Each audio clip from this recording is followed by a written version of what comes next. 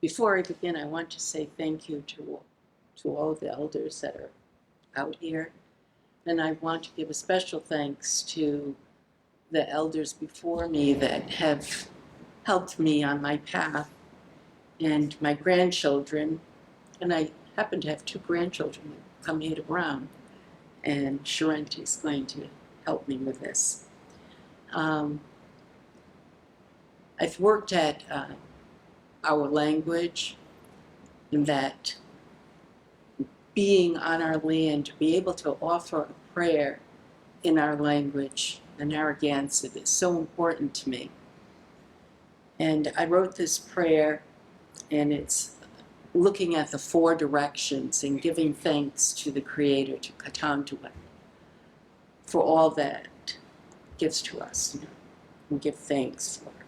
So, Katantuat, Katapatitamish, Wampanan, Wuchi Makaban, Wikwaika, Nasikwana Chuankan. Katantuat, Katapatitamish, Wuch Sawanat, Wuchi Nipawus, Kakasapitiawak, Kawanagani Wasakwiki, Kawatiang, Kakutamawati Nanona, Kawamanita, Wuchitiashiang. Kaltantuat, Katapatamish, Uchi Chikisua, Uchi Mishatashin, Kakachawusha, Kai Nawimpawak, Kanamoyon, Kananona, Utanu Muashuayu Bayat. Kaltantuat, Katapatamish, Wuchwananamiana, Uchi Sukanong, Kakapaki Suwani, Na Shuan Kananona, Kawuchi Kapama Kau, Aina Nanona, Kakatutam Witiata, Katanitan Quadadonosh. Taubatni Anawayan, Kaltantuat, Uchi Wami, Kawamini Tankananona, Ninash. And what I've said there was, I'm giving thanks to the Great Spirit, Kautantuit, for the spirit of the East, and for the morning light, and our survival. I gave thanks to the spirit of the South, and for the sun's heat, and beautiful artwork, and for the enlightened teachers that come amongst us, and also for the love of family. I gave thanks to the Great Spirit for the spirit of the West, for the storm and lightning and the thunder beings, and our ancestors' songs on the wind. I also gave thanks to the spirit of the North for the rain and for making our spirits clean, and for our dancers. I also gave thanks that we are still able to tell our stories. Finally, I gave thanks to the Great Spirit for all our beloved relations. Ninash. I'd like to ask Sharente to offer a song, an honor song, honor that we're here. The lyrics of this song mean, we are Narragansett, we are proud and we are strong.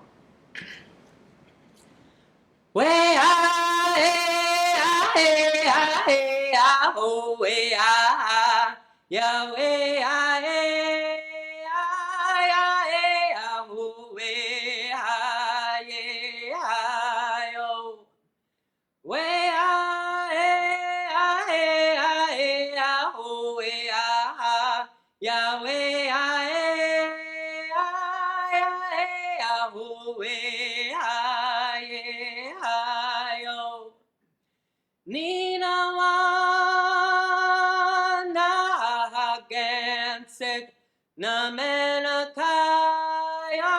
na pita una manya heo.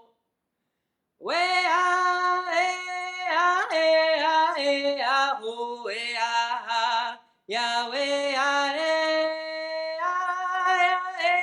ho, eh, hi, eh, hi, oh, hey.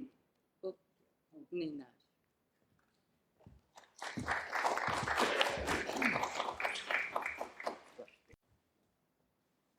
Good evening and welcome this evening, everyone. We're so pleased to have you here join us for this workshop, work in progress presentation of Teepee Tales from the Stoop, written and performed by Muriel Borst-Tarrant. I'm Sarah D'Angelo. I'm assistant professor of theater arts and performance studies here at Brown. And for the last couple of weeks, Muriel and I have been in collaboration in this space, working with an amazing group of creative designers and producers to bring this work into its next iteration. So what you will see tonight is the addition of some set pieces as well as some media, film, still photography, and music. This is one phase of many as Muriel develops this piece further, and I feel so fortunate that we've been able to do this work together on this campus. And this is actually my favorite part of theater work because it really does give you a sense of collaboration, and also it's an exciting experience to see a play grow from the page to its final iteration. And it's been an honor and a blessing to be a second set of eyes for Muriel. I want to also thank Jessica and Mark and Catherine and Alex, Avery for their support of this work. Following the presentation, we'd like you to hang around and share with us in some response.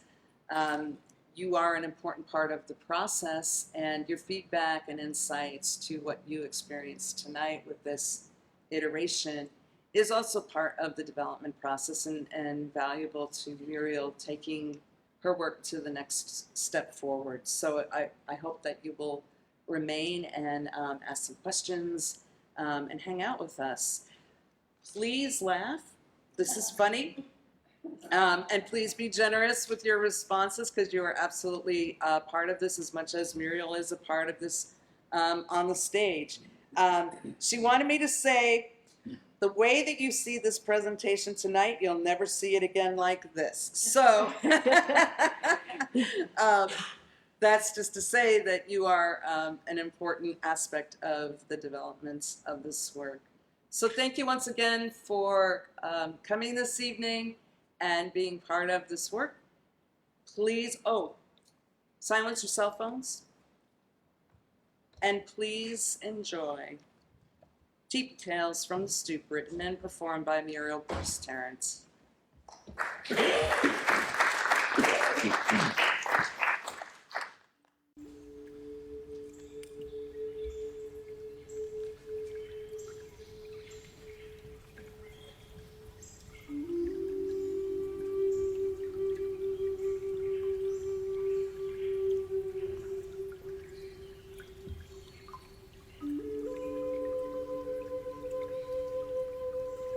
I see my childhood like a scene from Little Women, The Waltons, Downton Abbey, A Tree Grows in Brooklyn. My family being poetic, silent, stoic, and mystical as we sit together at the table for Sunday dinner in the backyard in Brooklyn. Us as children blissfully playing with my grandmother, her smiling at us and being a cute little old Indian lady that never had a bad word to say about anyone. My family understanding and loving with fog cascading around us. That is how I always want to see it and remember it.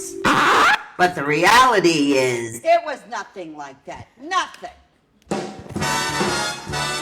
everybody helping? Oh my God. Hello.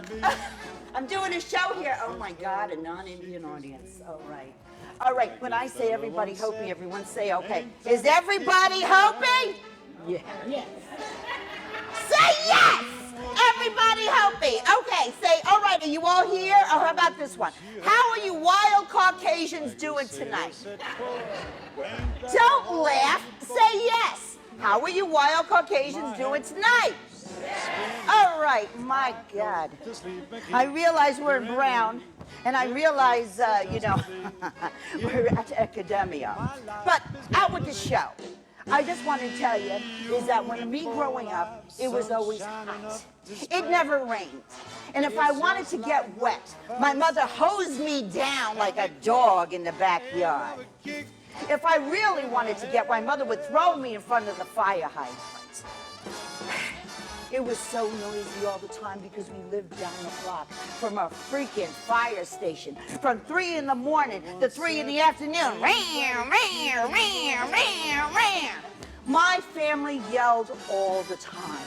We didn't get along about anything. In my family, if you don't yell, you don't get nothing.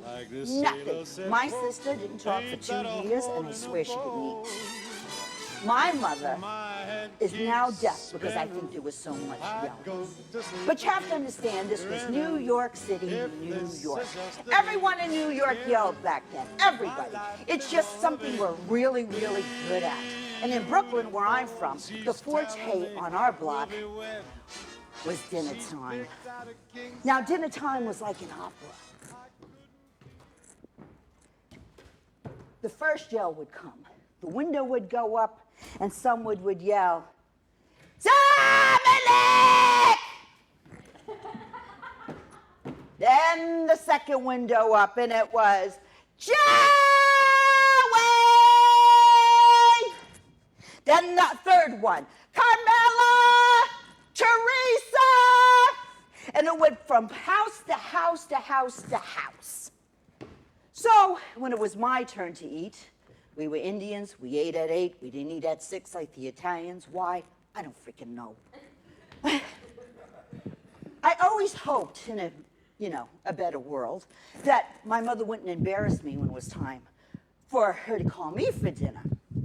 I never had no such luck. Of course, when my mother yelled for me, her voice was theatrically trained because she was an actress, and it came out with perfect diction, like she was doing Shakespeare. Gloria! Like an echo from hell. Yet you have to understand, everyone in our block knew each other. We knew each other all the time. But one of the main things in my community is we all knew each other because we all did shows together. It's how we put food on the table. It's how we sustain culture. And how all of us all the time were always together. But my mother was an actress. So I spent my entire life watching her on stage. I learned my left from my right, from stage left and stage right. And when I got to school, they thought I was dyslexic. No, I was just homeschooled by my mother. All my babysitters were actors, look at them, and they wondered why I was fucking nuts. Any exercise I got was for theater games. Any movement I got was kickball chain, yeah, yeah, yeah, yeah. My God. But you have to understand, I was always on stage. I remember being on the Central Park stage, and I was really little, and I don't know, but I had a shawl, and I was dancing, and my little leg were too little to get up, but all I know is I had great applause at the end. But my first big break, I thought everything was my big break. My first big break was Sesame Street. Obviously, my family thought I was Skitch from the Bowery Boys. This is what they did to me for entertainment reasons. I don't know whose hat that was. I don't even know where I got that outfit. But my parents would dress me up like that, just for fun. And I always thought that I was going to be a movie star. I really did. I wanted to be the next Indian child star. I really did. Actually, I wanted to be Annette Funicello from the Mickey Mouse Club. That my family reminded me I wasn't Italian. But my great gig, I had this series called Vegetable Soup. There I am. Those little bastards. They were bastard little actors. That's me in the middle. They probably pushed me out of the way. But I was a great crier. Oh my God, I was a great crier. I could do all kinds of things. I got to faint in a wheelchair because I got to meet the first Native American doctor in history as I skateboarded back in time. And I would faint. Isn't that great? And then I'd be able to cry right on cue. Watch.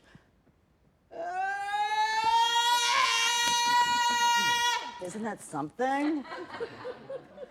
I can also make my nose bleed on cue, but I won't do that for you. You have to understand, this was New York City, Brooklyn. And your borough and everything meant everything to you, all the time. But people like me who lived on the block, if you went off of it, well, yeah, you would get chased down the block. Really would. That's how it was. You would get chased down the block.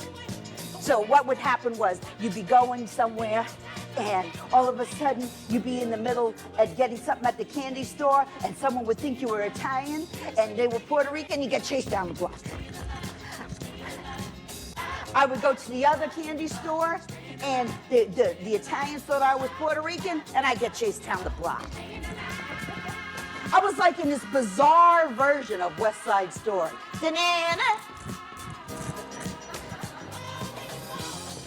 Because of that, I wasn't allowed to go anywhere but my front stoop 4 blocks down. Oh, God. Look, if they liked you in my neighborhood, they would say, "Hey, Indian!" No first name, no last name, no second name. Just, "Hey, Indian!" if they liked you. If they didn't like you, it was, "Hey, Wahoo!" My mother was called, respectfully, Mrs. Indian. Everybody knew, everyone's business, all of the time. My grandmother knew when someone was going to Florida. Yeah, Florida, my neighborhood, meant your father went to jail. Knew when someone had bugs in their head, and she hated them all. It's a rare Miguel gift.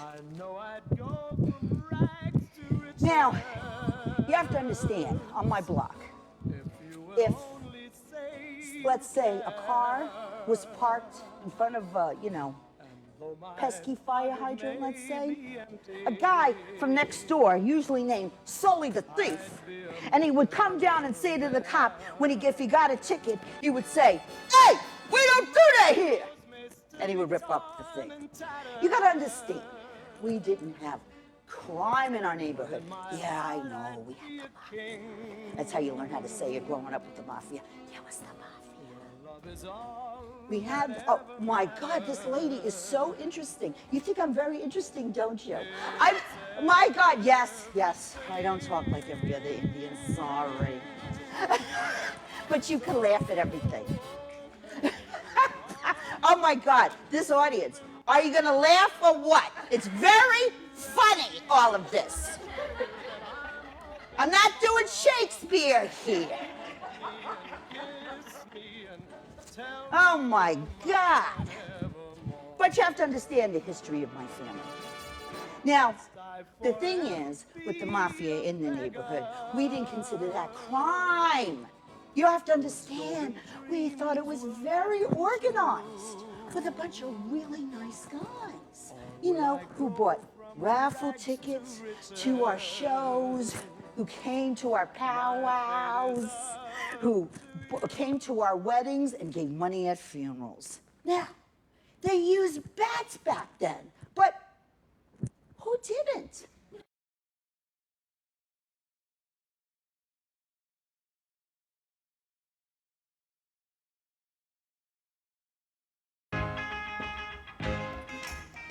Don't go there.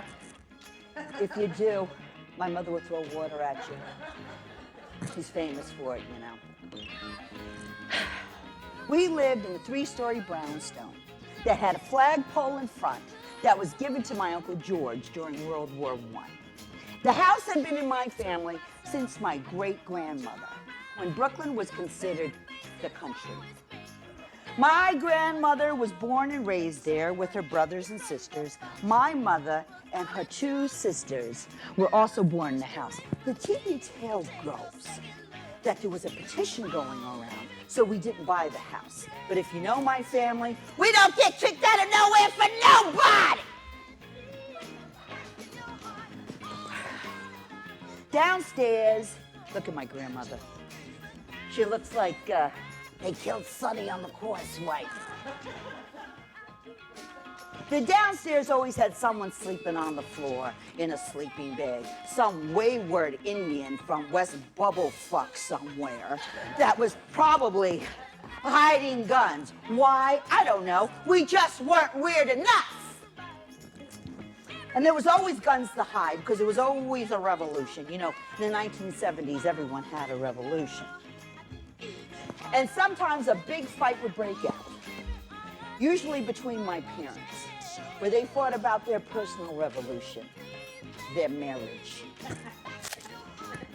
You have to understand that everything that went on in the 70s was always like this. Everything all the time was like this all the time. And then there was a backyard that had a stop sign, and there's a big well in the middle of the trees. I used to dig and dig and dig into the backyard, thinking I would find China. And one time, me and my best friend Lance, we thought we found something, and we swore we found China. We even smelled Chinese food. Oh, you think that's racist? We were 8.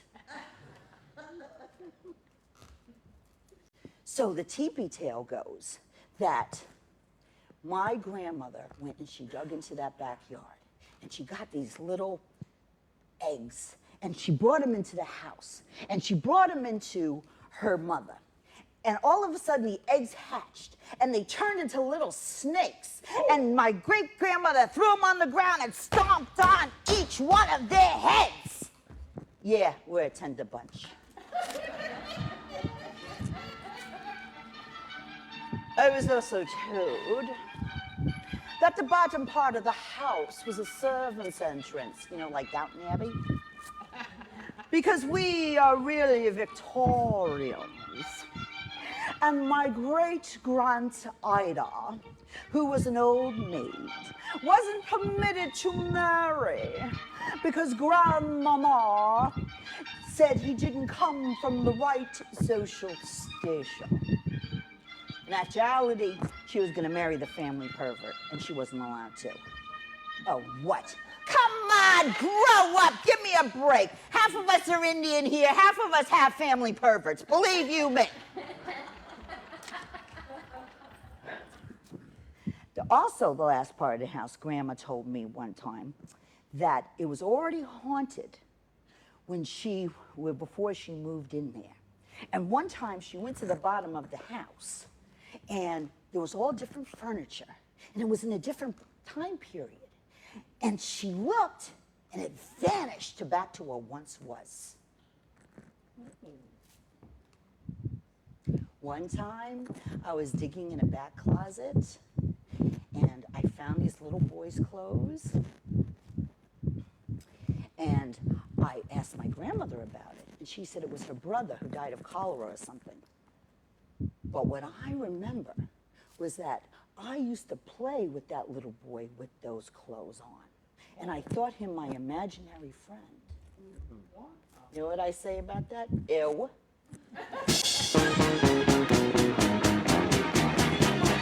When you heard that sound, you knew it was, and everyone would scream down the block, "The rides! The rides!" I'd call up to my mother and I would say, "Ma! Ma! Give me $1! What do I look like, Rockefeller over here? Grandma, make sure she gives me $1. Give the baby $1. Take the money out of your sock, Ma, and give her a quarter." My mother would throw the quarter. "Knock yourself out, kid."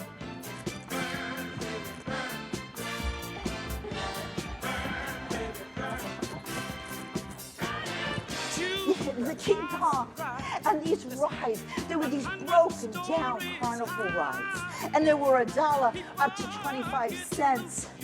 And you would get in, and there was this thing called the whip, and all these little kids would go in these rides, and they would whip you around until you felt like your neck was gonna break. But the best, look at me there, the best was the King Kong. Now the King Kong was this ride that went up and down, and this guy who swung it, he had arms like Popeye the Sailor Man, and he just came back from Florida. And he would swing it until you would say, higher, higher, until we felt one of the kids were gonna fall out. And one time one did. But what you had to make you understand is, my friend Dominic, his father came back from Florida. And it was very important that in our sphere of 8-year-olds, that we hung with the right people and we were connected. You know what I mean? You know what I mean? Oh, but I also remember in the summer, there was never a fucking breeze. Never a fucking breeze. My family, well, my mother, she didn't believe in air conditioning. Yeah, no. Mother Darling believed in this thing called an air cooler. She says it was the same thing. It ain't. It was a fan that you had to put ice into every 5 minutes in my grandmother's house. So I had to schlep all the way downstairs and put ice in there. And I would bring them up, and my mother would say, how come you only brought one ice cube? Back, smack in the head. That downstairs. How come you only bought 3 ice cubes? Smack, back in the head. And if I was really hot, I would stick my head into the refrigerator to cool down. And someone in my family would screech, don't open your mouth in the freezer! You're gonna get ammonia! Smack in the back of the head. My family loved me dearly. Oh, gosh. Oh, I try to give my mother a break. I really do. I try to give Mother Darling a break. And to tell you the truth, she worked all the time. I mean, all the time. But she did things very differently than everybody else. For example, she had 3 jobs. She cleaned that house from top to bottom. You didn't want to be around springtime around my mother. Get the rags, put them on your head. Put some elbow grease into it. Oy, oy, oy, oy, oy. Oh. And she was always cursing all the time, usually at my father. I really thought that it was polite conversation to say, hey, you no good fucking bastard who doesn't have a job, pass the salt.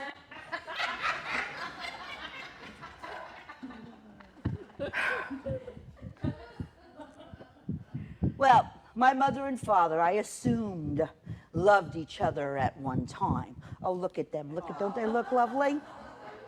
I don't know who those 2 avatars are. There was no proof of that whatsoever as I was growing up. My first words were 1, 2, 3 strikes you around as they choked each other underneath the Christmas tree. But I have forgiven my father for his many transgressions. And my mother can't stand it. The only thing she could say is, he's forgiven! He's forgiven! And suddenly, I'm in the middle of an Abbott and Costello routine where someone yells Niagara Falls, Gregory, that man. He walked into the room, and step by step, he came in, and then I punched him in the eye. My mother's probably listening to this now saying, I don't remember that way. I don't remember it happening that way. It's not like she says I'm lying or anything. She just says I make things up. My mother, when she calls me for bad news, she always says, Muriel, I got something to tell you. I say, I don't want to know. She says, you have to know. I say, I don't want to know. She says, you have to know. I say, okay, let me take a Prozac. Why you take a Prozac? For conversations like this.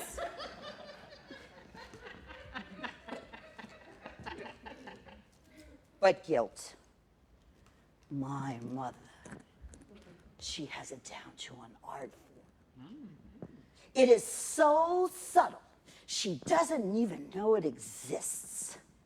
She takes her hand, and it's like it's an invisible hand, and it goes down your throat, and she digs, and she tugs, and digs, and tugs, until you're fighting about something you didn't even know what you did, but suddenly you're the worst person in the world. And she tugs, and she finds that guilt deep down in your guts, and you're suddenly crying for something you didn't know what you did, and you're suddenly wrong about everything. As you can see, I'm over it.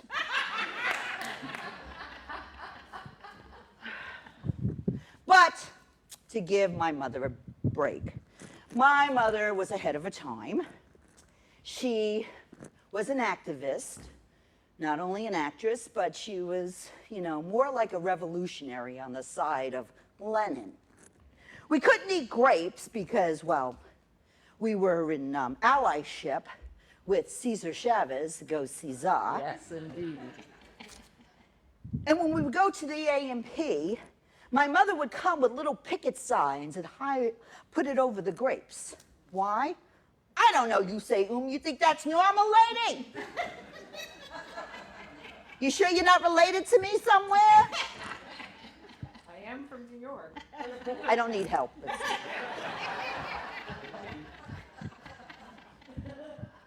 My mother didn't believe in Nestle because they were against breastfeeding in Africa. Instead, we had this thing called Tiger's Milk. She said it tastes just like Nestle Quick. It didn't. We weren't allowed to have tuna because of the freaking dolphins. We weren't allowed regular peanut butter like, Skippy or Jiffy. Instead, she would take us to the armpit of the East Village somewhere, where one of her friends owned a health food shop, who had a beard, glasses, wore sandals, and smelt funny. And he had these two kids that always called him and his wife by the first name. She would take these peanuts and she put it in this big machine, and she'd look at us serious like, isn't this exciting, kids? And we'd be like, yeah. This is before the internet. And the stuff would come out that looked like shit. And then she put it into this vat, and we had to schlep it all the way to Brooklyn on the F train. Look, I know my mother was ahead of her time. I really know this. But as a kid, the only thing I wanted was a ring-a-ding and some powdered iced tea.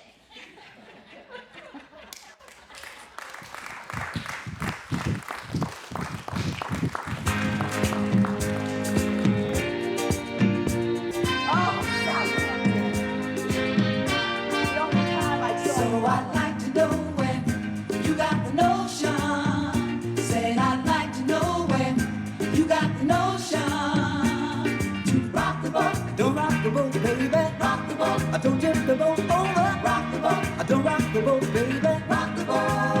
Yes, I understand. We went to Southampton as kids. There was the Hamptons, and then there was Southampton. Right back dab in the middle of Southampton was the Shinnecock Reservation. And that's where we would go spend our summers. And what we would do, there was the older generation who was my mother's best friends.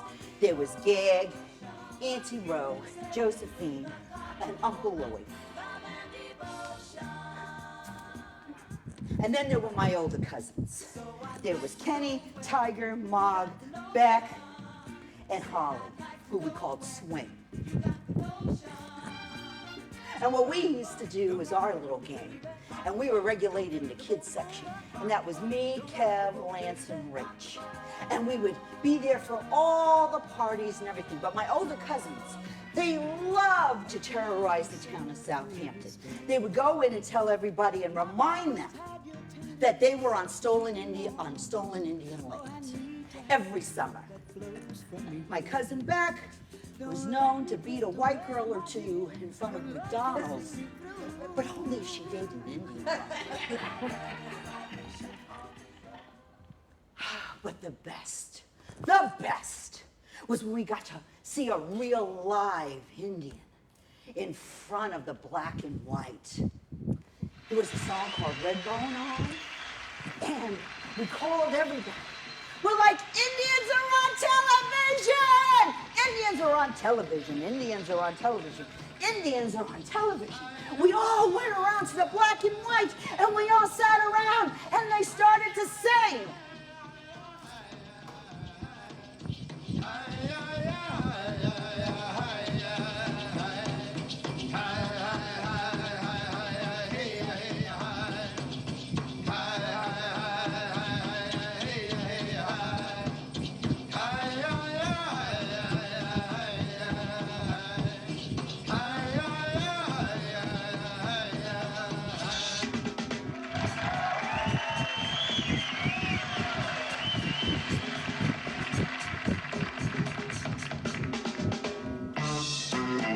Everybody got to be family. We did the Soul Train dance. The first to go up was my mother.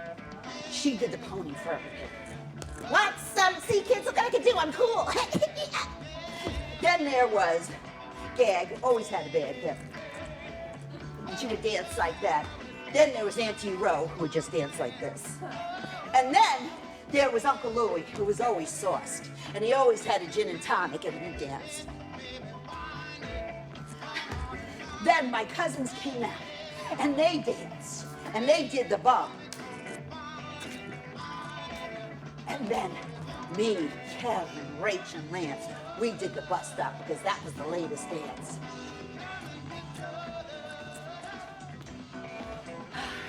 And we danced all night.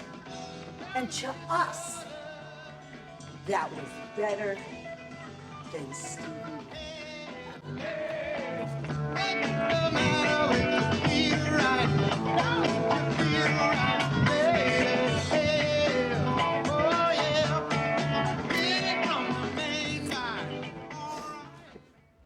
Excuse me, I gotta wipe my nose.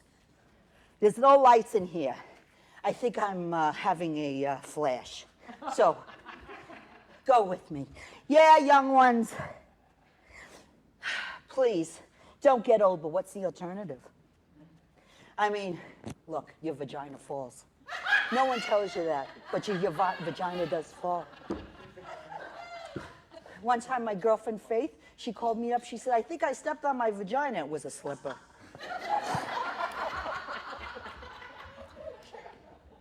You have to understand, with us and our family, and most of the Indians out here, we did not hang out with other people besides other Indians. Simple as that. If you weren't Indian, you weren't allowed inside of your house. That's it. We knew that we would always be with each other, and if we didn't go to other people's houses. It was simple. A census taker? Are you kidding me? Let someone in the government into your house is gonna write things down and see what you own and how many people live there. In my family, that meant two things. They either came to rob you or kill you. We didn't even let the Con Ed man in. Why? Not because we couldn't pay the bill. We just didn't let white people into our home. Some would see the Con Ed man, and from the top floor, someone would yell, Con Ed! And the other would say, Con Ed! Con Ed! Con Ed! And we'd all hit the floor and hide.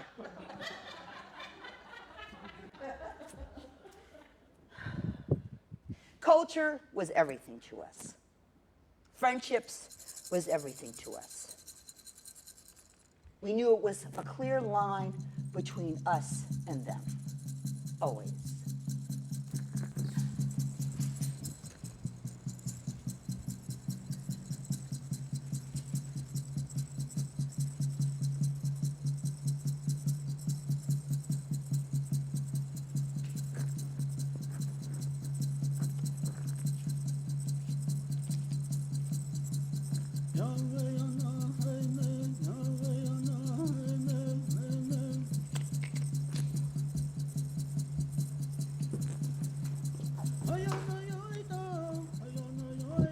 My grandfather was taken away as a little boy from his homeland and taken to missionary school. My husband's grandmother was taken away from her homelands, and she was the only one out of 12 to survive when she went to Carlisle Indian School.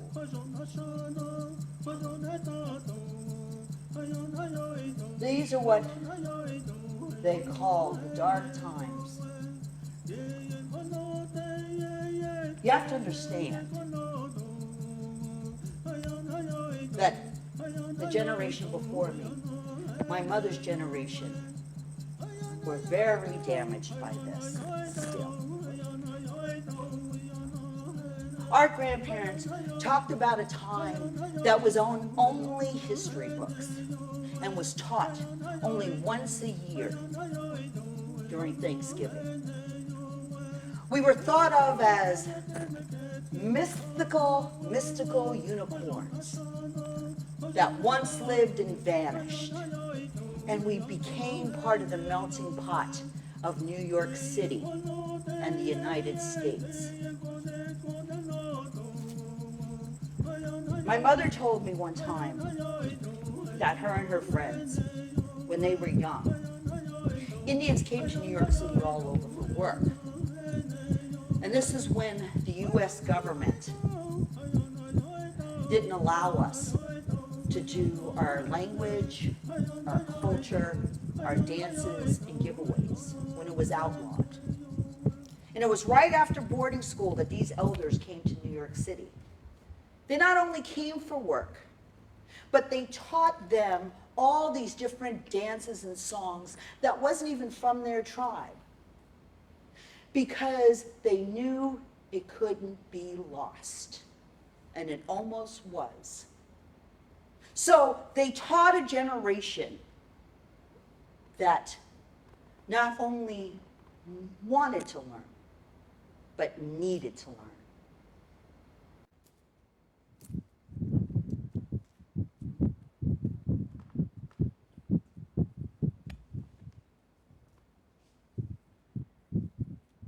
On hot summer nights, I used to sneak upstairs, and I was supposed to be in bed. And I would go to my grandmother's house.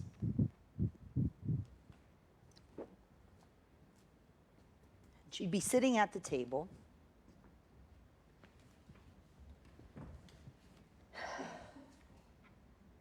And she'd have a cup of tea.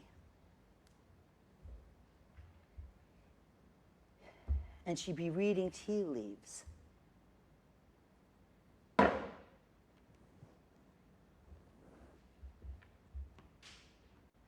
Grandma was a known psychic. And she had these things that she called conditions when she had a psychic moment. She used to give advice, and she would listen, and then she would say to me, sometimes people ask for advice, but they don't want the real answer. My grandma was head of the family. She was the matriarch. What she said was decreed as law. One time, when I was little, she came downstairs and she said, needed to be in contact with a relative who is in Oklahoma because she's been out of contact for a while and she knew something was wrong. So she came downstairs and all the family sat around her. And the phone was dialed for her. And she got on the phone and said, "This is Ella Miguel. I am the grandmother of the person who's in your house. I would never mistreat someone that came to live in my house from your blood. So I expect the same if my blood's in your house. I see that you're wearing a red flannel shirt and moving your finger. Let me tell you now, I know people. And those people owe me a favor." And then she hung up the phone like a dawn. I always wondered, like, who did my grandmother know? I mean, I always had this image as a kid, you know, this black sedan coming up to this guy's house in Oklahoma with these Indian guys from Kansas City in long braids. But the other thing I'd like to know is, where did she meet these people? Who owed her that type of favor? My grandmother never left the house. All I can say is my relative was in the living room the next day. Wow.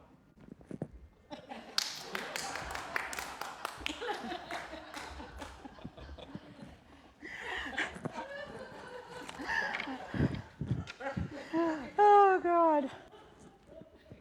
Grandma was very nice to people that she liked. But I understand this. My grandmother wasn't the only one this way. I come from a long line of women who don't give a fuck.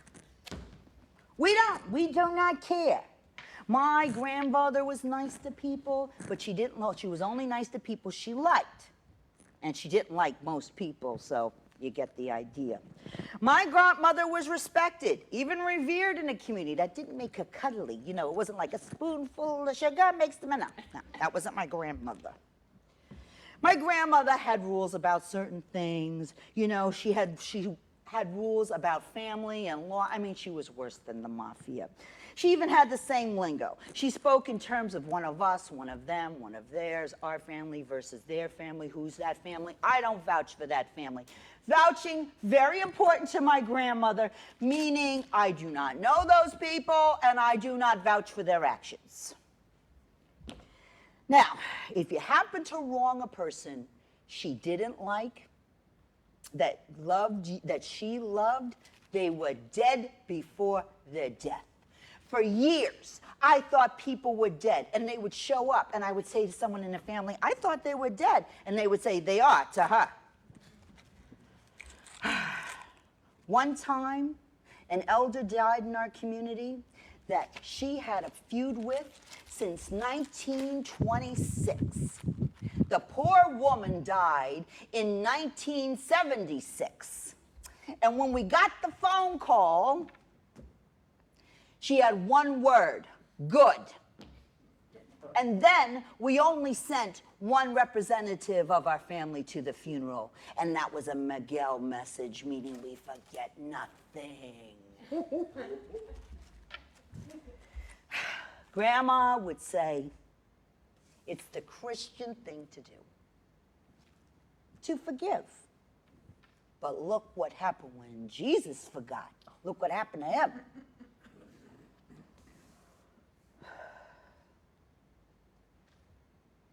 Though, like many people in my family, Grandma wasn't immune to being a nut magnet. Yes. You have to understand that we believe, the Miguels, that the crazy and brilliant are very misunderstood. So there was always one brilliant person at Sunday dinner, so who therefore was considered interesting by the family. And they had to have certain qualities in them for us family to really like. Wealthy was usually one, or they could sing and play the piano. The teepee tale goes that my grandmother had this interesting German friend. It was before my time. And it was during World War I. And she came into the house and she brought a Nazi flag. And as she brought the Nazi flag out, she started to sing Deutschland, Deutschland, and start to march around the living room.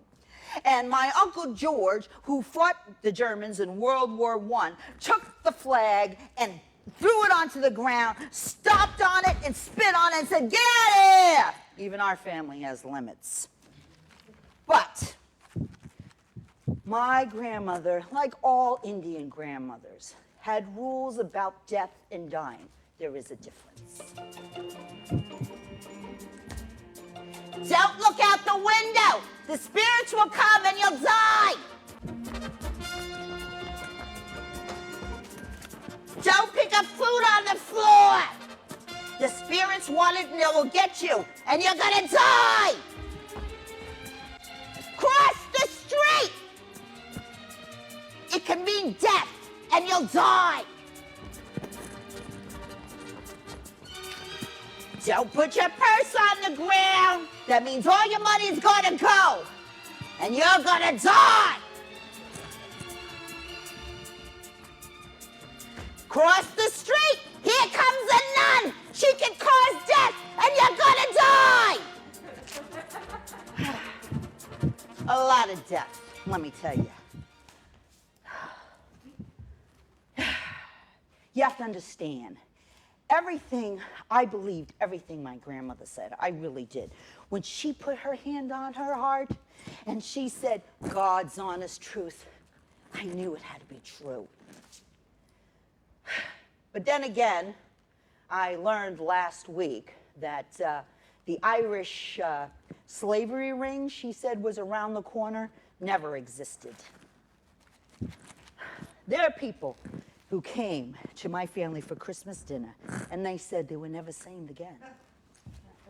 You see, there's a misconception that Indians are so spiritual that we float, and that we're not a competitive people. Someone actually said to me one time, and it was an anthropologist, I think, said to me, you know, you Indians are not competitive, and that's why you lost your land. And I said, really?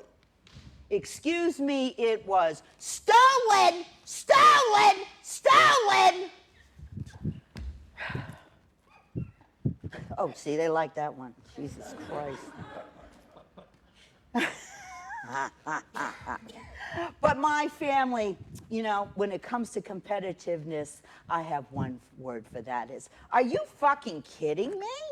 My family will compete about anything, anytime, anywhere. We don't give a shit about it, about you. We will compete about anything. And complaining, please. I'm convinced that even if we got all our land back tomorrow, my family would still bitch. They would say, this is how you gave it back to us?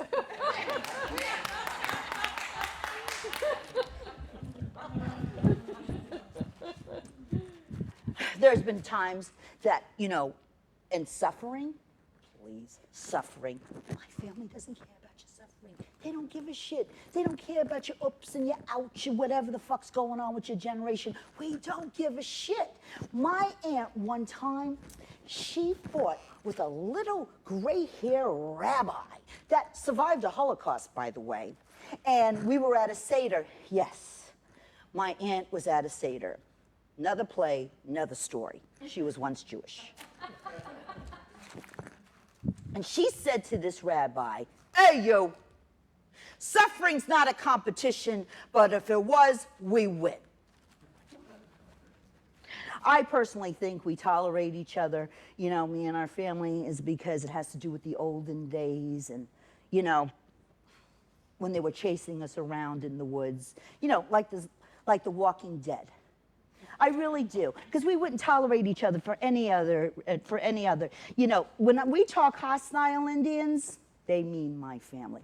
I mean, we are hostile. We are so freaking hostile. And I still think that the reason we kept our land as long as we did, and the reason why we stayed in Virginia as long as we did, because some Englishmen ran upon my family, some ancestors, and we were fighting over corn or something, over a fire. And we made him so crazy, he was like, oh, I'm going back to England. I can't take it anymore, and I'm taking my Lucky Charms with me. Yeah, I don't know how to do an English accent. All you people sound the same to me.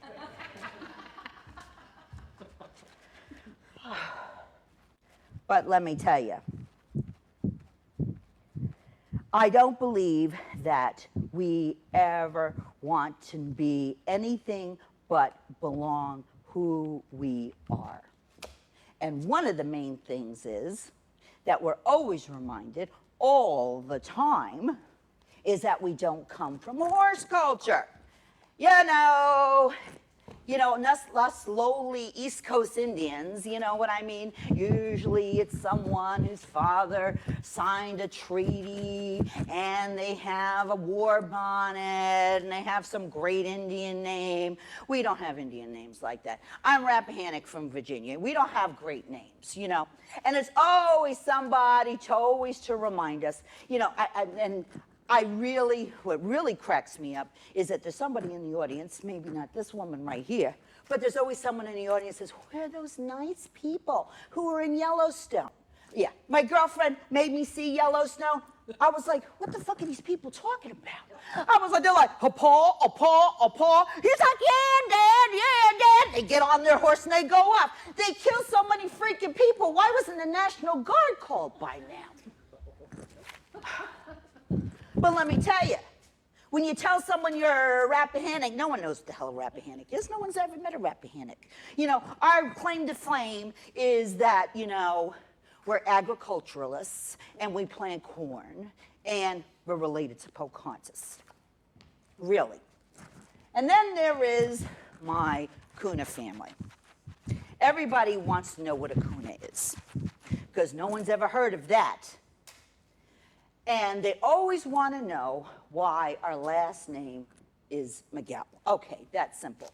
My grandfather, he lived in a house with a guy named Miguel.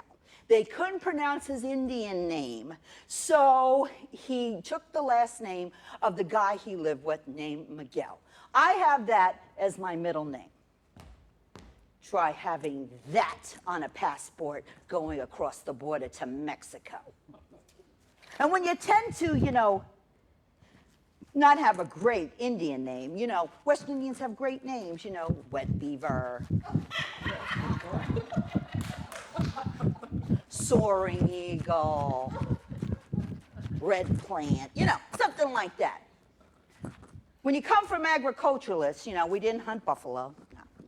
I don't know. We might have nagged one off a cliff a long time ago. Who knows?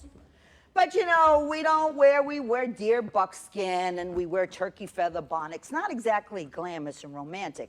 My last name is Ashton and Spencer. We don't sound very fierce with that last name. We sound more like a talent agency. Ashton and Spencer Family Talent, can I put your call through, please?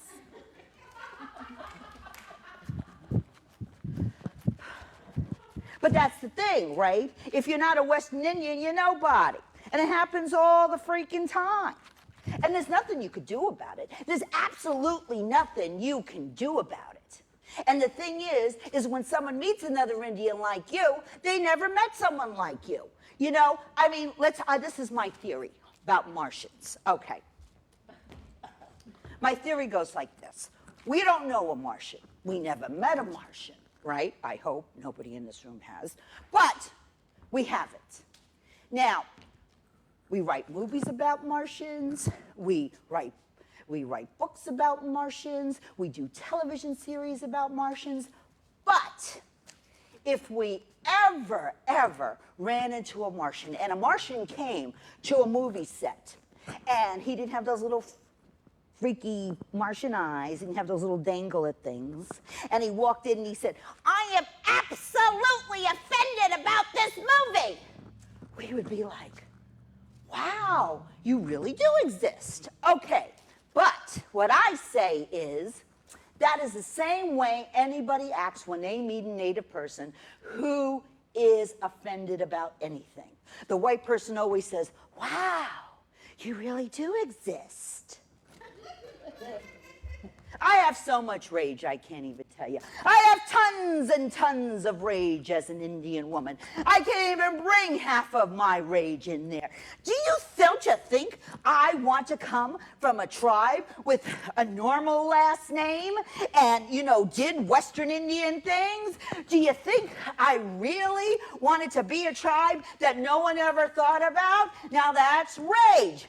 Do you think I wanted to be brought up in Brooklyn? But I was. Let me tell you something. And do you think I wanted to be brought up by a bunch of people that every time Stagecoach came on, my family would get the hidden guns and they would shoot at the television? No bullets, of course. And they would wahoo and they would war hoop every time they hit a white person. Now that is fucking rage. And I was brought up by these people. I call my rage my inner child. I really do. And I call her Little Muriel. Okay. To make a long story short, my mother is Big Muriel and I am Little Muriel. Yes, I'm named after my mother. Enough about my rage.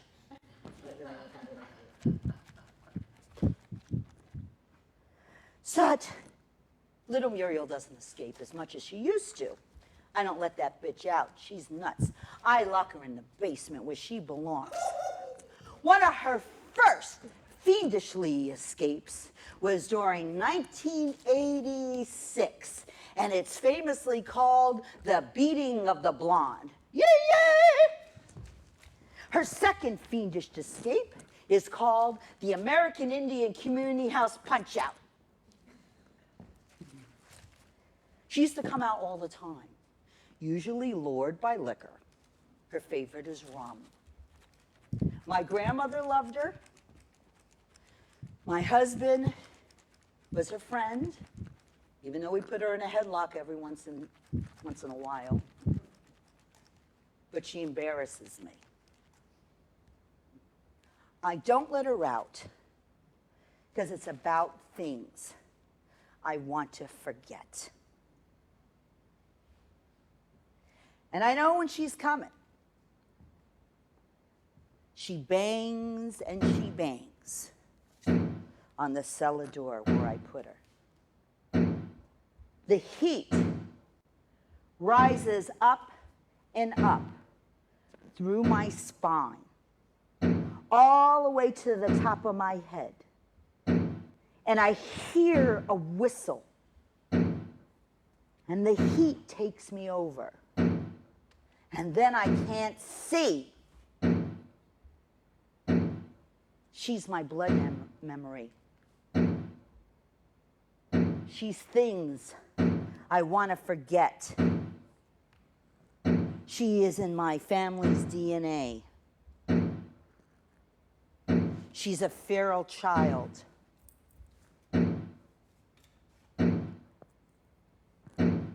She remembers what's it like to be molested. She remembers the rape of boarding school. She remembers starving. She remembers crying at night, never thinking she'll ever see her home again.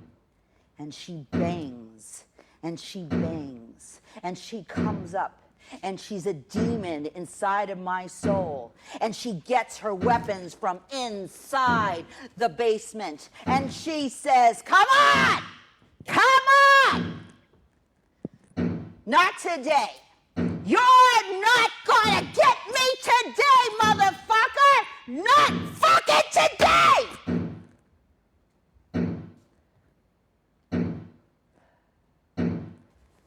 And then I lock her up.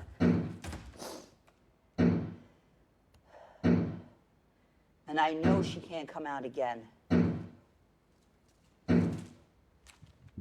She's sadness with rage.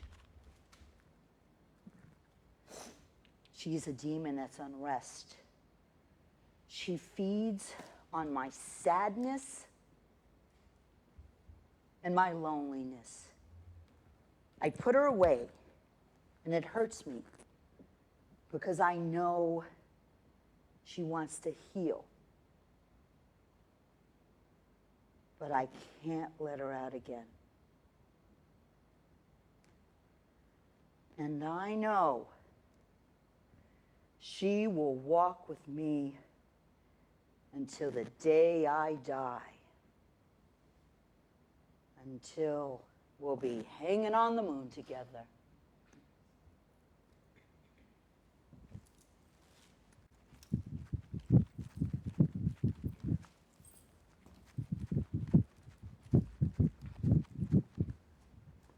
Hanging on the moon.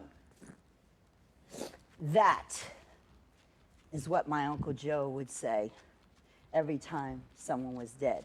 Where are they now? They're hanging on the moon. Death, Indians, it's a thing. It's like Armageddon. We thought the end of the world already came 500 years ago. We don't know what you're still doing here, but...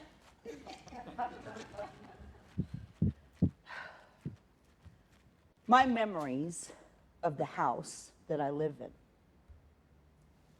Every time I walk in to the house, I hear a sadness with rage.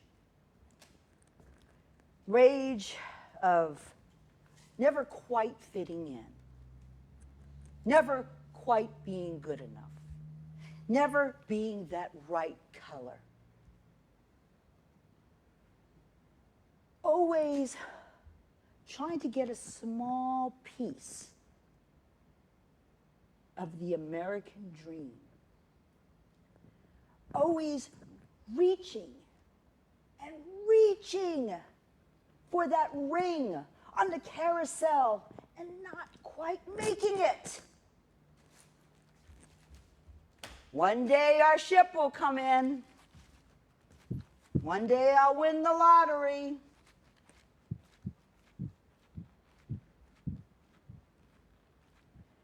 Rage and sadness and fear. Waiting for that knock on the door. Waiting to be rounded up and made to flee again.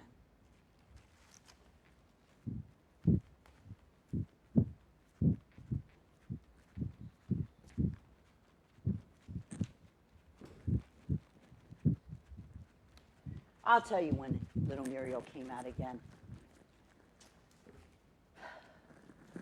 I was in my living room with my husband and my mother. And she said to me she was going to sell the house.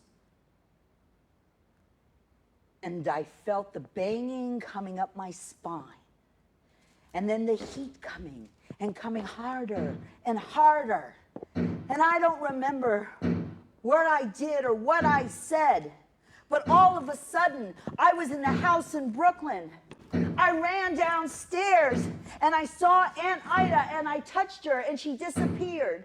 I saw my cousin that I never met. I went to touch him and he disappeared. I ran to the other part of the house and I saw my sister's writings on the wall and it crumbled down into nothing and it became dust. I ran upstairs. And I said, Grandma, Grandma, they're taking me away from you. And she looked at me and said, it will be okay, my girl. And suddenly, I was hovering over my 81-year-old mother. And I realized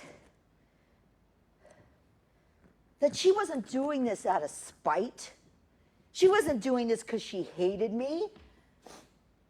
She was doing what she had to do. It's no different than mothers who had to sell their Indian outfits for food, signing treaties, and giving their land away, or their family would be killed. I realized she was doing what she had to do. And it was all the same thing, but just a different decade.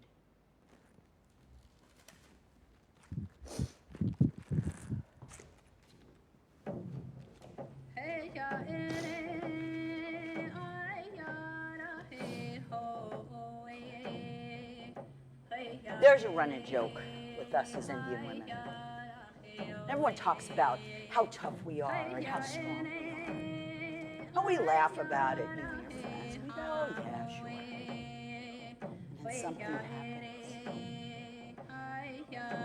And you reach down inside your guts. And you find that strength that you didn't know was there. And you grab it. And you find it. And with great Olympian effort, you go on. And you know that strength was there. Because you have to do what you have to do.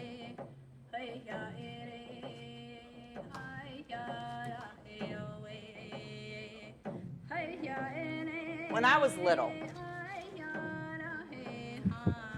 I used to watch my grandmother in front of the window in Brooklyn. Something terrible was going on in the family. And she would just look out, she wouldn't say anything. And I'd say, Grandma, Grandma, what are you thinking about? She never answered me.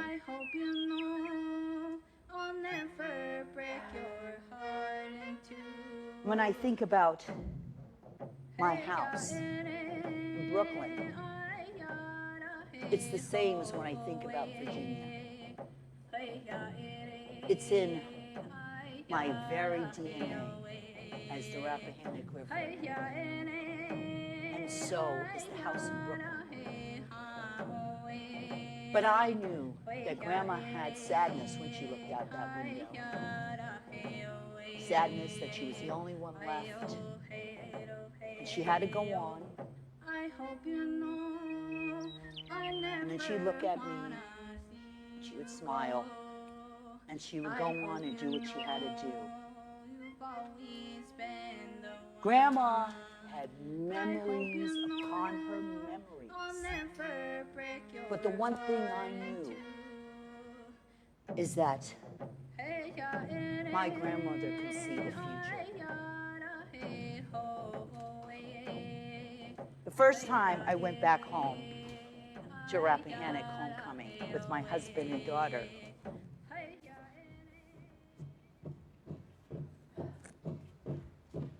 I watched my daughter dance. And I saw the vision that my grandmother had right then and there. She saw us that day, coming home to a place that our family had to flee, and she would never see, and her mother could never go back to. She saw in that split second of the future of her great-granddaughter going back to the land and beating her feet on the earth to dance for her future. She saw us survive. She saw our family going on. And when I saw my daughter dancing, I knew my grandmother's vision had come to pass. And she knew we were the future. And she saw all that at that window in the house in Brooklyn.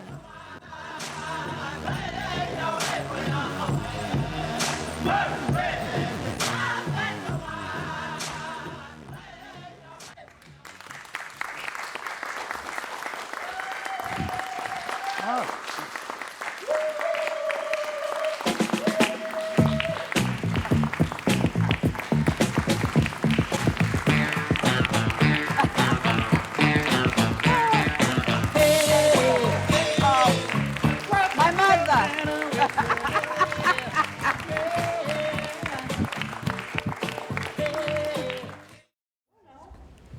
Isn't she great?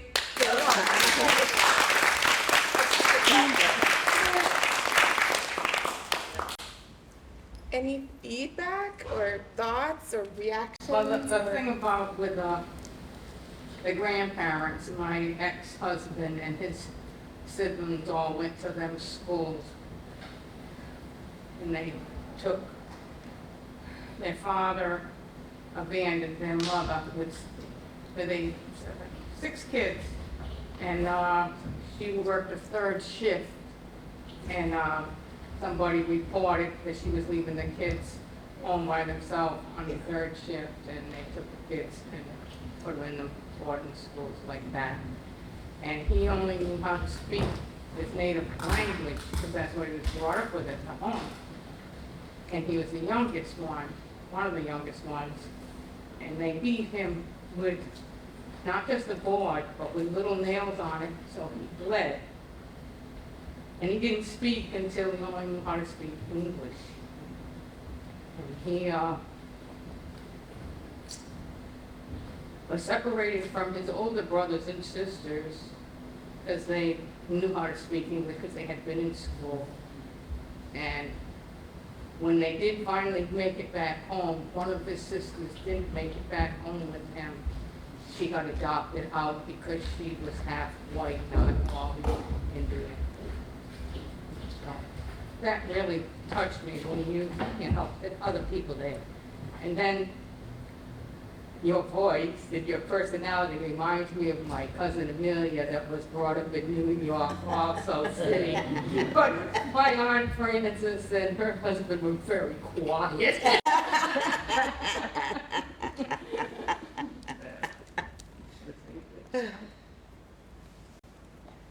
I thought it was just fabulous and funny, and I loved how the narrative encapsulated so much of time in telling the story of your own family. That's all I have to say. And I love the tea leaf thing too, because my parents, they had a restaurant in Princess Redmond, used to tell on Wednesdays the tea leaves for the customers. And like you said, sometimes people don't really get it.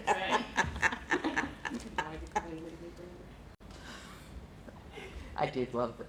I loved it, and I loved the, you know, the serious stuff that how you mask it in laughter, and then you bring us right back to the reality of it. And there's certainly some parts that I had to really like that you can't use Nestle, and you can't. I mean, that was my daughters definitely lived with me with all of those, that they couldn't have that, and even, I don't care what everybody else has, you can't have it. So yeah, there was these moments. I could have used more of that. Oh, Yeah, okay. yeah. Well, I'm in my 70s, so that really hit home. And thinking about even today, there's certainly many things that we should say, no, we're not going to buy those. We're not going to stand up for that. So I think you're bringing that into the fore is very important. There's many things I could go on, but I'm I'll hold on to that too much longer.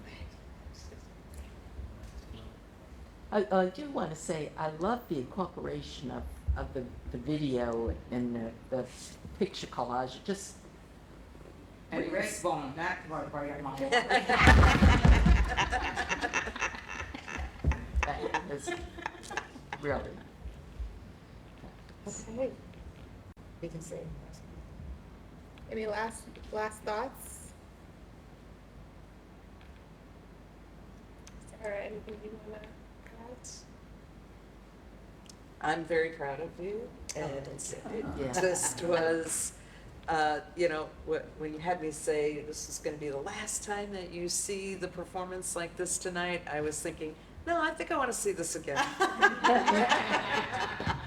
Well, I mean, when I say that, it's like, you know, I have this cheat sheet, you know, and then I have little things, but it was like a lot of rewriting at the last minute and rethinking and taking stuff out. So when you're not gonna see it, this, like, you won't see it with, next time if when there's a run, there won't be these papers all over the place, you know. Yeah, why not? With new stuff, I have to stop writing at one point, you know, and then I just do it. So it was really talking about the connections from all of this and really realizing that most of this, what as a connection as an actress, it's all about rage somehow or another, right? And it's about different types of rage. And, you know, rage has laughter, and sometimes rage is really sad and it's masked, you know, but it's the anger of not, you know, of an American dream that is lost, that we can't get a piece of all the time. And we're always reaching for that no matter what. You know, I almost think of us like, you know, it was originally in the original script that we were like the Munsters on the block, or the Addams Family, you know. And so that, you know, but that's painful, right? That racism of being called, you know, hey Indian, Wahoo. I mean, those are painful memories. And being chased down the block, and, you know, because you're not quite fitting in, you're not the right color mode, you're not the standard mode, you know, and always us trying to fight for our identity 500 years later. I mean, you know, there's a lot of discussions that I have with a lot of friends of mine and everything when we talk about the health issues in the United States, and we talk about, well, when they'll say something like, well, you know, your kid is too big, or your husband's too big, or the hospital, or you're too big, or, you know, but what are the standards are we going by, right? You know, are we going by these European standards? And we go by these European standards for everything, you know? And so I think what happens is that we try to fit, but sometimes we get wound up on that, and we have so much rage about that. And it's about a Native woman's rage a lot of the times, because, you know, sometimes things happen and you have to, and you're being called on a community, called on your family, and you have to really figure out how you're going to assess it. How are you going to deal with it? Is this going to be the thing that does you in? You know what I mean? So I was realizing, and like it going all the way down to my great grandmother, you know, with her rage, you know, and then it's my grandmother who, you know, who was a psychic, who could see things and was head of the family, but she had rage too, right? And then my mother, you know, who had rage with my father, and then there's me having rage. So it's like this inherited rage of DNA that you continue to have. And in a Native community, I feel that it's either, you know, a lot of times our humor is the thing that saves us.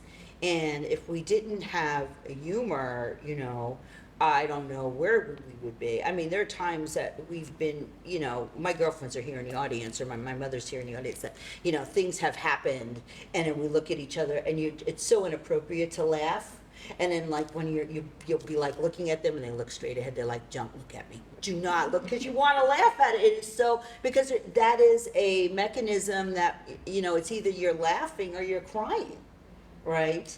So I really was finding that in this particular performance. I'm sure there'll be, I mean, as an actress, so I had to kind of throw everything away as a writer at one point. I had to say, oh God, this is another play. Oh God, this is in the wrong place. So like during the rehearsals, a lot of the times, like even now when I'm, you know, I had to stop it and I had to like make believe I didn't write this piece. Mm-hmm. And I just had to go back and say, okay, you know, and there were some things tonight I rewrote on its feet, because it depends on the audience too, you know.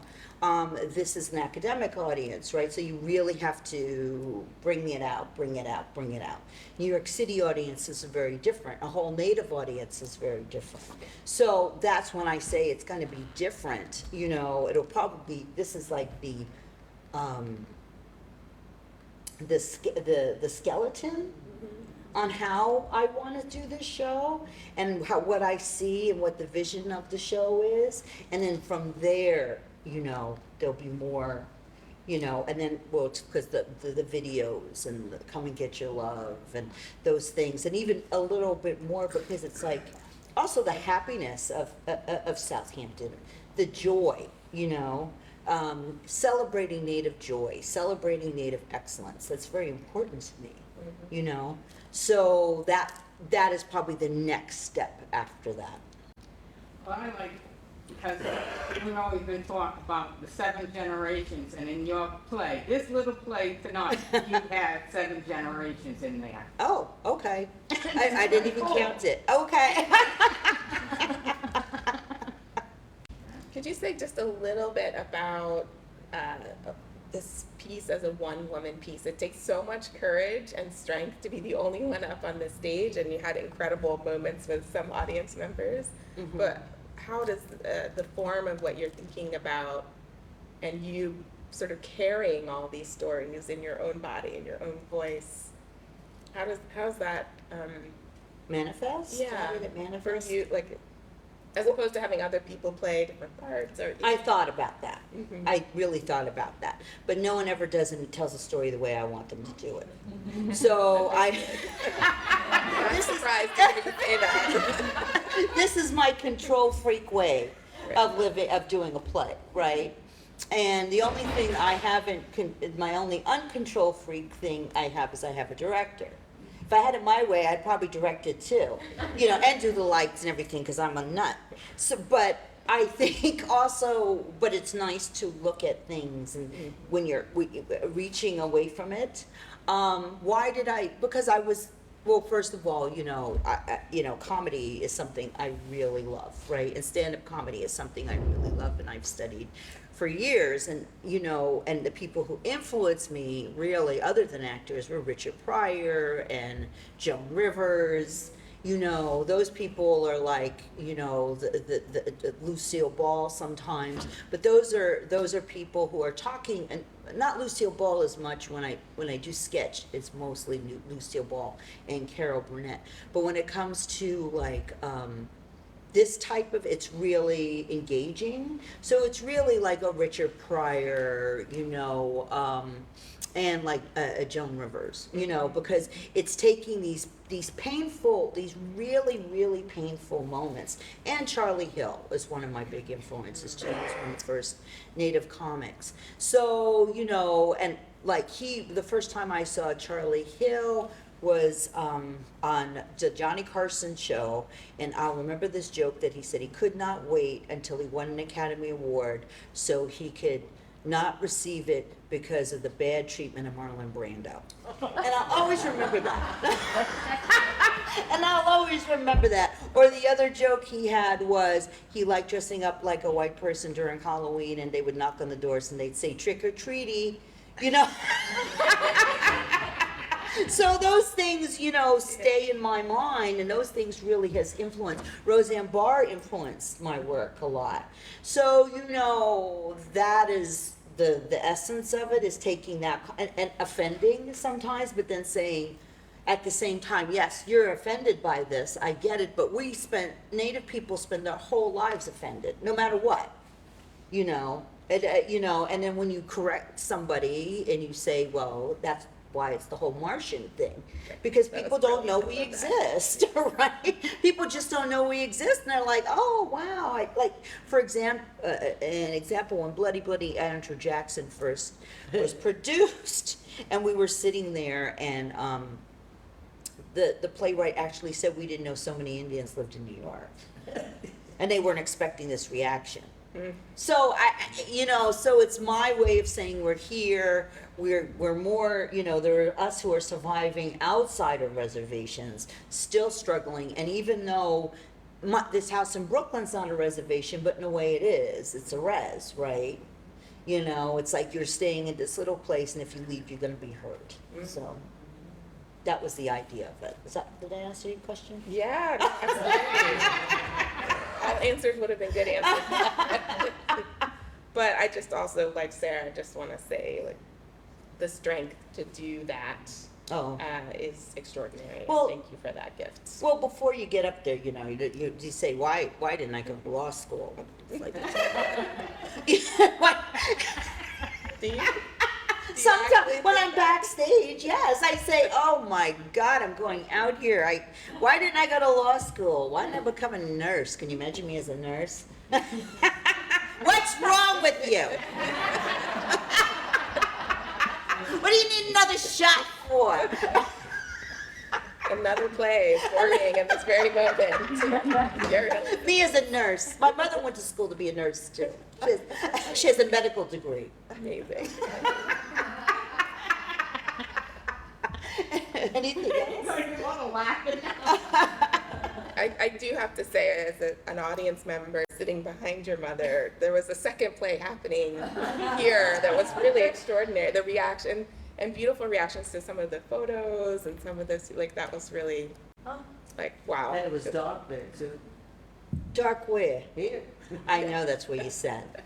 These two threw me off. They sit in the front row. I forgot to give instructions for them to go. See, I have a question.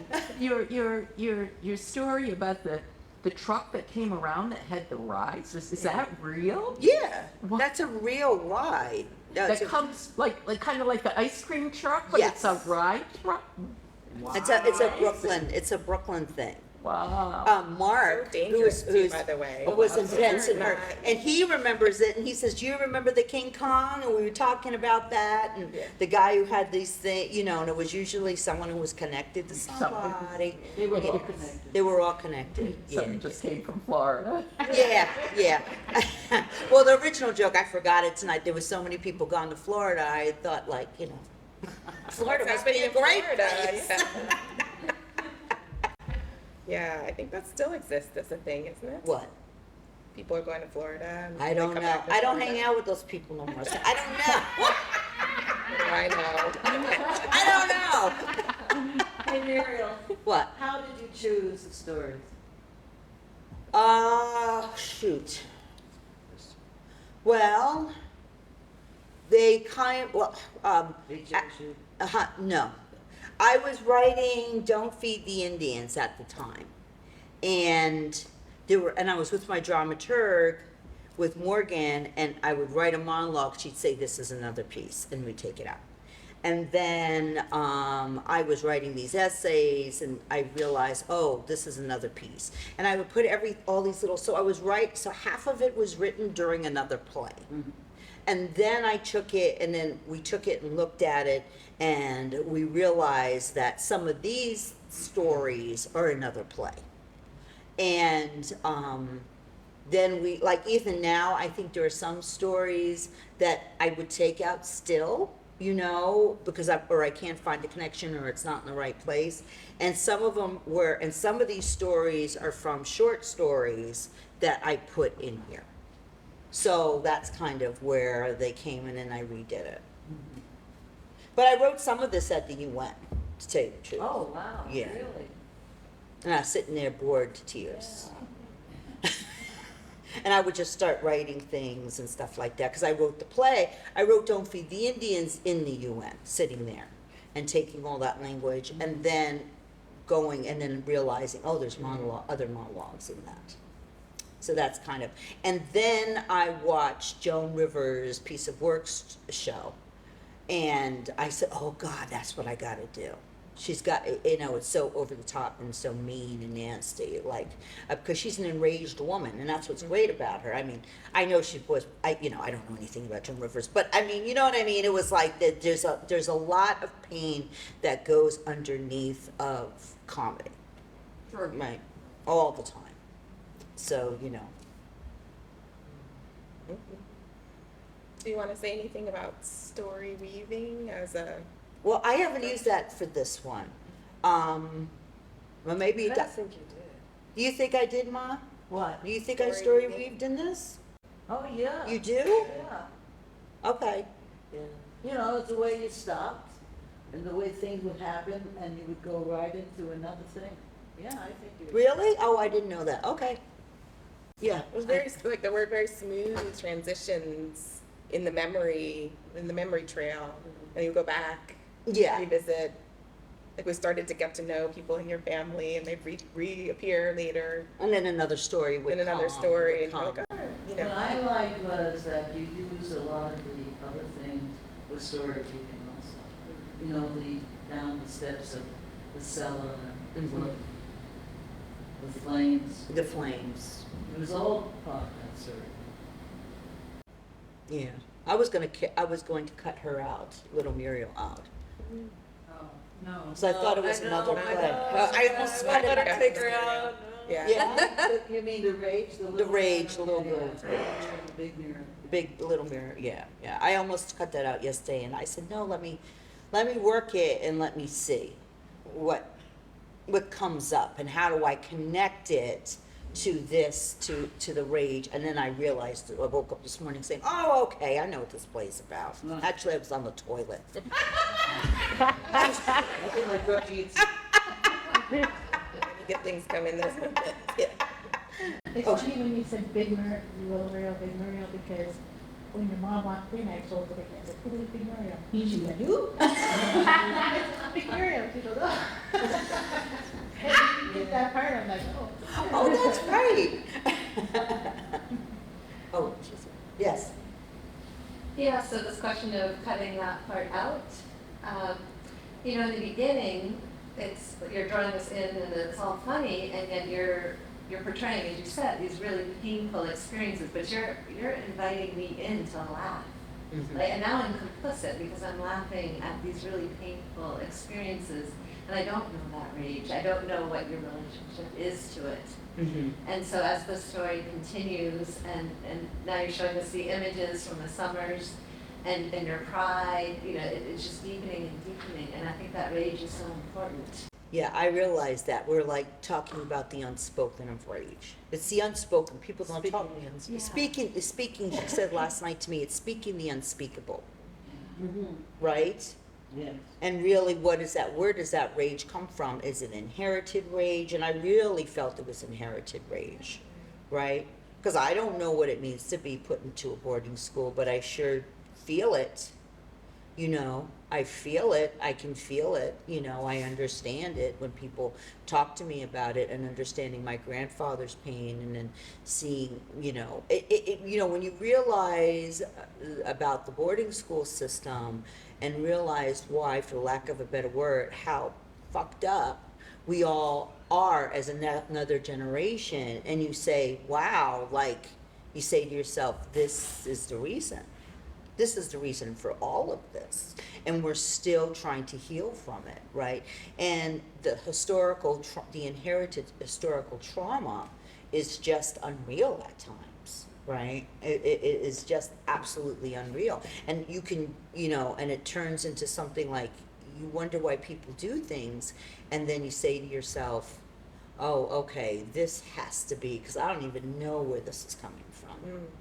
You know what I mean? You know, so it's more than a New Yorker who's just enraged trying to fit in. It's like being a New Yorker on top of it, being in Brooklyn, being an Indian, and then the enragement of not knowing your language, not being a fluent speaker, you know, in a way, sometimes you say to yourself, wow, the boarding school really did their job. Because everyone in our house spoke Indian, right? And I don't. And my mother understood it and spoke it, but it was never, you know, so it's like relearning everything again. And you say, wow, they did their job. But there was a big thing that happened in the 70s also, was the reclaiming of culture, right? It was reclaiming of culture, going back to ceremony. You know, Indians were always on revolution, so everyone was fighting. And when I talk about fighting, we fought with the Italians on our block all the time. It was like World War III. They would hit one of us, and the whole family would go out with sticks and everything. We'd be, you know, I mean, it was unbelievable, because there's sometimes, you know, we weren't going to take it. You know, my family wasn't going to take it. You know, I was so busy trying to fit in. I still try to fit in. I think I'm so normal. Keep telling yourself that. I think I'm so straight. When someone says, you know, Mary, you really think so, out of the box, and you're so off. I say, me? I'm the straightest person in my family. And they're like, really? I mean, I don't think, I'm saying anything that's making a new way of thinking, you know what I mean? So I don't think of it in those ways. Yeah. You know. Well, I think also the way that you have woven in the history, so many moments of history, little tidbits of history. For me, it was really put our current moment in context, right? How we've been struggling with and talking about decolonizing, and as if it's a new thing. Yeah. It really is not. And kind of, I think it was such a special time for us all to share those pieces of history that you gave us through image, through your words, and through your inhabiting of different members of your family. And that, I think, is really the power of art in some ways, right? To just say, look, we are in this cycle. We are still in this cycle of tackling these things over and over and over and over. And hopefully every time we get a little further towards some kind of understanding, but it's actually not new. It's not like a new thing. It's 500 years and counting, right? Yeah. So we're in a place like right now we're fighting for EQWA, which is the Native American Child Welfare Act, right? And we're in Washington right now this week. Does it go on till next week? I don't know. It's going on till next week. And, and we're fighting about that still. We're fighting for land rights. Supreme Court justices. Any idea of Indian law? You have no idea of Native law and what does that mean. And, how do we, we're still fighting over land. We're still fighting over water issues. We're still fighting over identity. We're still fighting, and I think it's great that the stuff that is coming on television, but it doesn't fix everything. We're getting a lot of representation now, but there's room for all of us, and I'm a true believer in that. Not all Native people look the same. Not all Native people speak the same language. Not all Native people have the same religion. You know what I mean? We have a bottom line, of our religious practices, but we are all very, very different. And so what happens is they put us into this big thing.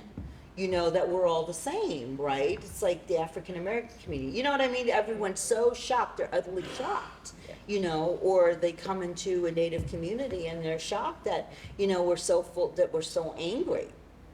And they don't I've seen funders, get shocked. I've seen theater people get shocked. I've seen all kinds of people get shocked, But I'm a true believer that there's room for everybody, and I'm not into the pitting up against each other, that there's only room for one Native person to do things. We all have something to say, especially in the arts, but we all have something to say, and we all want to work towards that one goal, and it's for, if you love this work, especially being an artist or a writer, an actress, a director, in this field, or a theater maker, this is what you want to do, and you want your work to be acknowledged, right? You want people to come and see it, and for not to be marginalized in the corner somewhere, because you just don't look like those other Indians, right? So that's what I feel is my fight. I think everyone has different fights in this world with law, and people are fighting for their family. People are fighting for, health issues. People are Native people are fighting all over in all different ways. It's the same fight, but very different for our identity and for us to go further. Yeah. And the complexity is important. Yes. Right? With all identities in many ways. Yeah, the complexities of how do we go on with these complexities. You know what I mean? Everybody has a story to tell. Every Native person has a story to tell, right? And some is different than the other. And I'm very interested a lot of times is telling a story so my story can be understood not only by other Native people. I always know other Native people are going to understand my story, but how does the Asian community understand our story? How does the Black community understand our story? What's the immigrant experience understanding our story? What is that experience to understand our story? Because Native people are human beings. And we're human beings who have something to say like everybody else, right? And we're not so mystical that we float, right? And I say that in this because the thing is that if we're so mystical and we have all of this type of stuff and, we're, and that means we're not human. So you don't have to give us, we can live off of air and water and what the hell, you don't need to give us food, land, clothes. If we're so mystical, we can make it pop and it can, appear. Or be erased. Or erased, right? Well, we do have a little bit of food outside, I think. So we welcome you to maybe continue the conversation if you have the energy for a few more minutes. Maybe not. I'm gonna go of change. conversation. But please join us just outside for a little bit of food if you wish to stay. But thank you, Muriel. Thank you all for